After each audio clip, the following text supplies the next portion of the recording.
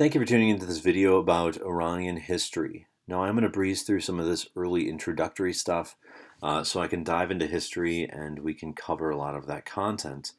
I'd probably typically talk about why Iran was chosen as one of the AP6. And really, it has to do with its structure. It's a theocratic republic. It has elements of theocracy and it has elements of democracy or republic built into it. It's also a country where its political culture has struggled with tradition versus modernization. And I hope you see some of that throughout its history. Geographically, it's a country that's surrounded by a lot of other nations. It's very mountainous. Population-wise, it is predominantly Persian, not Arab. It is predominantly Shia Muslim, not Sunni Muslim. And that's going to be important as far as its difference with other Middle Eastern countries, where Iran and Iraq and Lebanon are Shia. Most of the rest of the Middle East is Sunni, and Iran is very heavily Shia. So the Sunni population is very small in Iran, and that's going to create some potential conflict with Iran's neighbors. Iran also has some complex history with their population, and I hope to tie that into some of our presentation today. Its modern population struggles with a large population in the 20s to 30 range, not a lot of youth, and not a lot of older folks.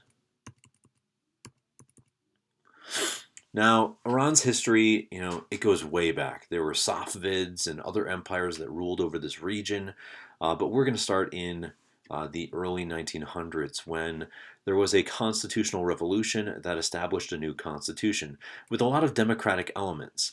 It has separation of powers, direct elections, but it mixes in some religion. At this point in time, Iran was already Shia as far as the dominant religion, and previous empires in Iran had basically forced people to convert to Shia Islam. But in 1906, with the Constitution, they make Shiism the official religion, but they don't force everyone to join that religion. That becomes important later on in our discussion of their inclusion of other religions. They do also include clerics in their government structure, which is important. They want clerics to be heavily involved in making policy, essentially giving them a veto power. Now, this doesn't last too long. In just roughly 15 years, there is a coup d'etat overthrowing the government. A military general named Reza Shah overthrows, or not Reza Shah, but Reza Pahlavi overthrows the regime and establishes himself as Shah, or king. Essentially, he called himself Shah in Shah, or King of Kings. And he was very totalitarian in many ways. And he's going to eventually fall out of power in just roughly 20 years, partially because he joined up with the Nazis. The Nazis lose World War II, and he is forced out of power. His son takes over, though, Mohammad Reza Shah, and he's going to be important. He rules with a military police called the Savak, who are enforcing his policies. And what's going to be important is his connections with Western culture. Now, in 1953, we have a populist leader coming to power who's going to be elected Prime Minister of Iran, Mohammad Massadeh. And Massadeh is really from a party that's loosely related to the Communist Party in many ways. So this brings on a lot of fear from the United States. And there's a lot of fear from the US's allies, the British, because at this point in time, the British have control over the oil industry in Iran, and Massadeh is promising to nationalize the oil industry, to take it out of the British's hands, and use that money from the oil to help out the Iranian people. Very popular with the Iranian people, but unpopular with the British. So it's not a surprise that not too long after the Prime Minister is in power, the United States, with encouragement from the British, decide to organize a coup in Iran to overthrow the Prime Minister. So a democratically elected leader in Iran is essentially removed by the British and US governments. Through a lot of organized protests and fake news, they're able to organize a coup for Mohammad Mossadegh and reinstate the Shah as the king of kings. And essentially, I mean, I would listen to the podcast I've given you on this event, this coup. Because if you look at history books in Iran, this is seen as a monumental event. And it's seen as kind of the first interactions between Iran and the United States, in which here you have Iran trying to establish a democracy, democratically electing Mohammad Mossadegh, and the United States organizes a coup to install a totalitarian dictator. This is seen as the first slight against the Iranian people that's going to lead to the grudge that still lasts to this day. And when Iranian people, learn about the history of their country and the United States, they're learning about this event first. Whereas U.S. citizens learn really about the hostage crisis and probably don't go this far back. So it becomes a problem here, where in the U.S. many people think that Iran started this with the revolution and the hostage crisis, and in Iran they're thinking the U.S. started this with their overthrowing of our government in 1953. But I would listen to that podcast. It's certainly very important.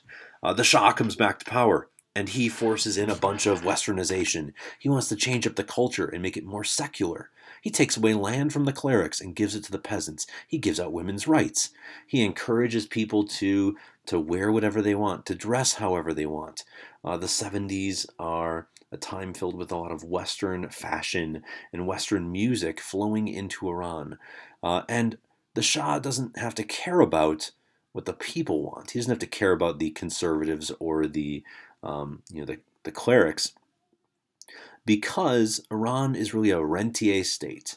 A rentier state is one that relies on resources for income and not necessarily taxes. So by this point in time, they're making so much money off oil, they don't necessarily need to rely on taxation of the people, which means they don't have to care as much about what the people want.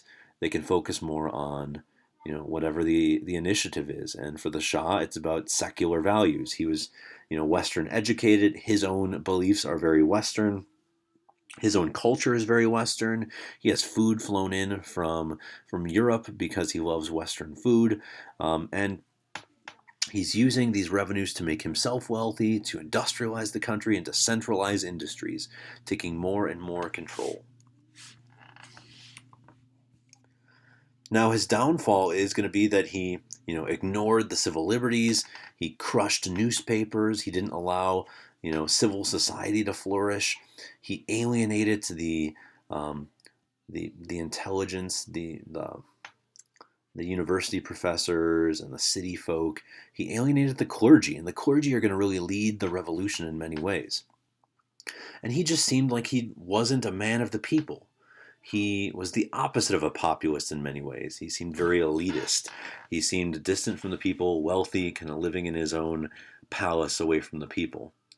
And this perception is going to be his downfall. He's seen as a buddy of the United States. He's secularized too fast and totalitarian.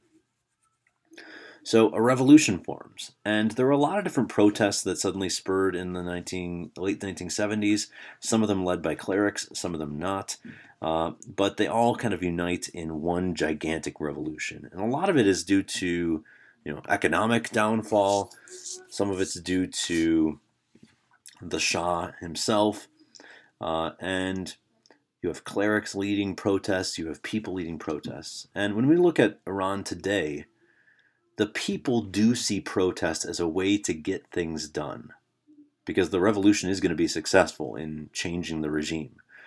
Even though the regime today doesn't want protesters, the people of Iran see protest as a successful way to get things done, to get their voice heard.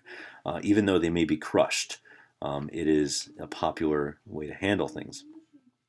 So in 1979, you get a revolution. The new leader that forms is Ayatollah Khomeini. Ayatollah Khomeini is very charismatic. He was exiled from the country, and he's been speaking to the people via radio to encourage them to fight back. And the Shah flees the country, eventually winds up in the U.S. On exile, where he's protected from being sent back to Iran, where the people would probably have him executed in the big scheme of things. Now, Ayatollah Khomeini establishes a new republic. He gets it authorized by a referendum, so he wants to make sure that people support it. A great example of a referendum for AP Comparative. And he gives himself the main position of power. Now, what's important is that he believes that Islam should be the foundation of the country, that the country should follow strict Sharia law, which means they should follow the Quran as the law book, essentially, of the country, and that the clerics should follow Vilayat Faqih, or jurist guardianship. And up to the time of the revolution, clerics took care of widows and mentally ill people and orphans. They looked out for those that society maybe wasn't always looking out for.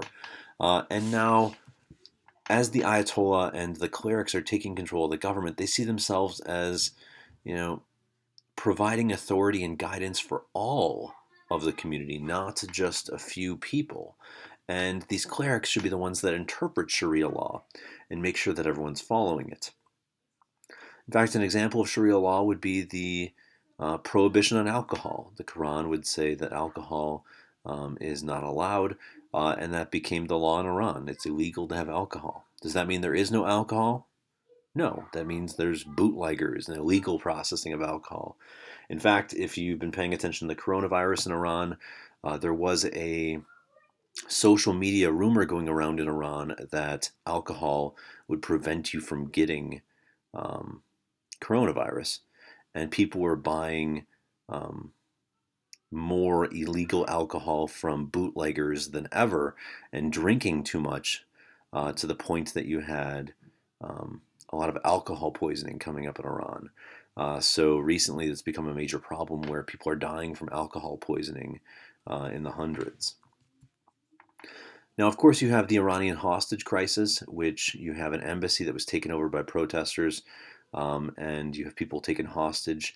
A lot of this really started with just protesters, and eventually Ayatollah Khomeini took control of it afterwards, after it had taken over the hostages, and utilized this as a way to bash the United States, to make the U.S. seem like enemies in many ways.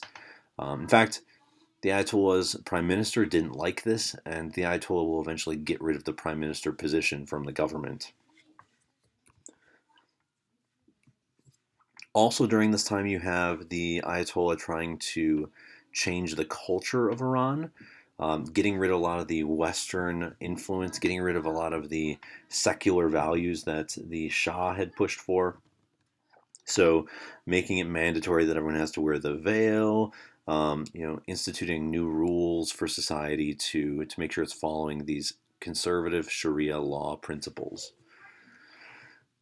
Gets rid of a bunch of liberals from universities and kind of suppresses any opposition. Now, also during this exact same time, they're experiencing a war with Iraq. Iraq found it advantageous to attack Iran during this time. Saddam Hussein he's Sunni, ruling over a predominantly Shia country, and Iran is Shia, and it resulted in a conflict here where you have different people of different religious beliefs fighting over land and not really having a lot of success. This is a war where a lot of people died, but there really wasn't a winner. It's going to result in a ceasefire organized by the United Nations.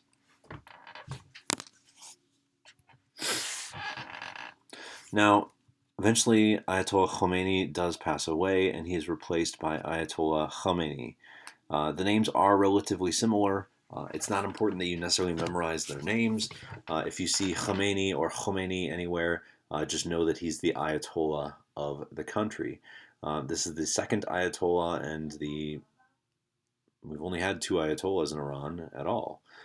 So he's been Ayatollah for 30 years now. Or we've only had two supreme leaders. There are other ayatollahs.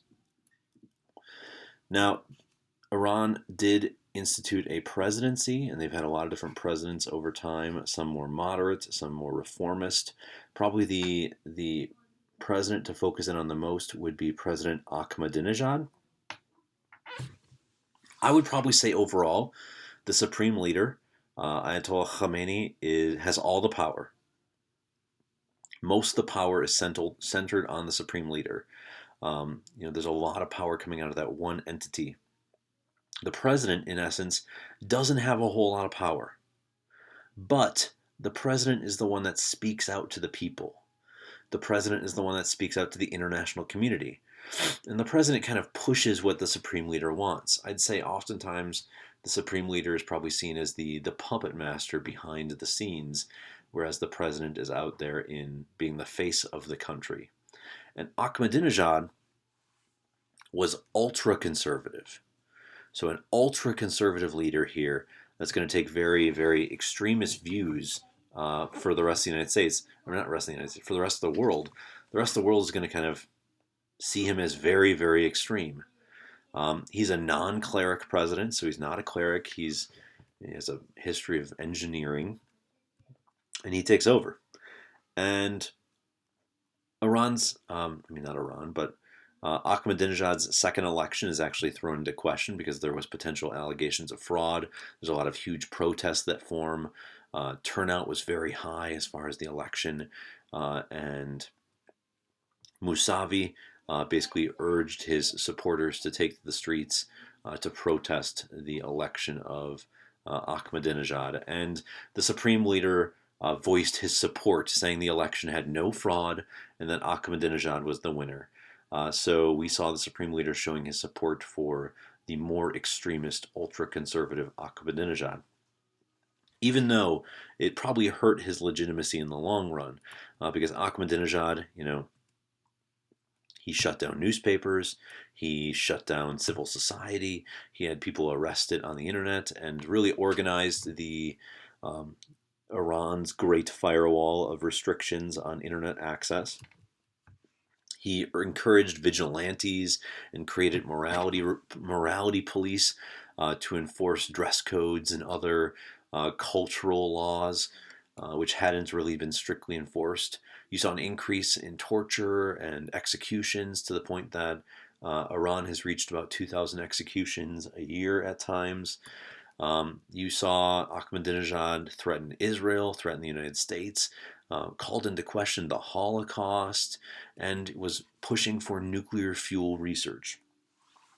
All of this combined made Ahmadinejad seem very, very extreme. To the international community, he seemed horrific at times. To the international community, he seemed like a threat to Israel. To the United States, this is where we start seeing a lot of back and forth as far as antagonizing each other with their words, that the United States was, they're afraid of Iran getting nuclear weapons, and they want to protect their ally Israel, and they don't like to see these kind of human rights violations going on with this torture and execution in Iran. So the United States had a lot of issues with Ahmadinejad, and I know when he visited the United Nations, there were a lot of protests against him as well. And Ahmadinejad also hurt really the legitimacy of the supreme leader. And it's probably not a surprise that the next president after Ahmadinejad was more moderate. Rouhani is more moderate, and this helped bring some legitimacy back to the regime because he didn't come off as extreme. The supreme leader didn't change, so the guy that's really behind the entire government didn't change. But the person that is kind of sculpting some of the policy did change, and Rouhani, just comes across as not as extreme. He looked for ways to compromise. If you look at the Iran nuclear deal, he created a deal with Western powers like the United States and France and other European powers to not enrich uranium up to a point in exchange for relieved sanctions. And since then, under the Trump administration, that has fallen apart. But to the Iranian people, this is a really positive thing because Rouhani was negotiating and working out a deal, and the sanctions helped Iran, economically. So that helped the, Iranian people and probably wanted him to get reelected. So in 2017, you saw Rouhani get elected again, even though today he, is protested and criticized for the handling of the plane that was shot down recently in January, for the handling of the issues with the United States and Iraq, and the falling apart of the Iran nuclear deal. Rouhani is criticized for a lot of that stuff from the Iranian people. Now, on Friday, we will talk about the Iranian government so you can understand a little bit more about how this system works, how people can influence who the supreme leader is, how people can influence the president, and how this complex diagram actually functions. So stay tuned. We'll talk about that then. Have a great day, everyone.